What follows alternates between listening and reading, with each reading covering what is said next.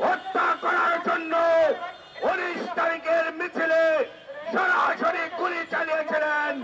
গুলির আঘাতে বীর মুক্তিযোদ্ধা রফিকুল ইসলাম বাবলু সেদিন মাটিতে লুটিয়ে পড়েছিল। বন্ধুরা, উনি দীর্ঘদিন চিকিৎসা শেষে সুস্থ হওয়ার পরে এই দেশ মাতৃকার দলে আবার মাঠে নেমেছেন। আজকে নতুন প্রতিরোধের ডাক দিয়েছেন।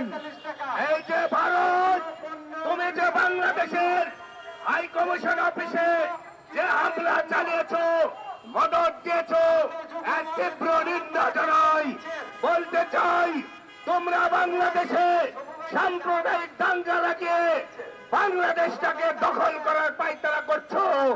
আমরা দায়িত্বহীন ভাষায় বলতে চাই, বাংলাদেশ হায়দ্রাবাদ নয়। তুমি সাম্প্রদায়িক দাঙ্গা লাগিয়ে দখল করতে পারবে না। বাংলাদেশ সিকিম নয়।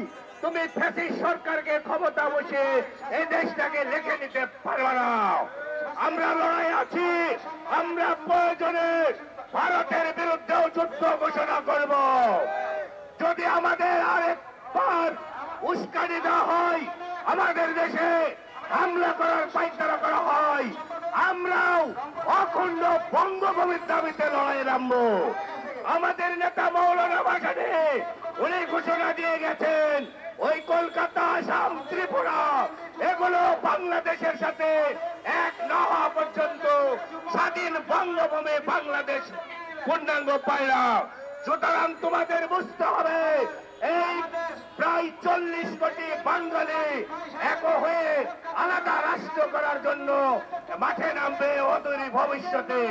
তাই আমি বলতে চাই, তোমরা খামোশ হও।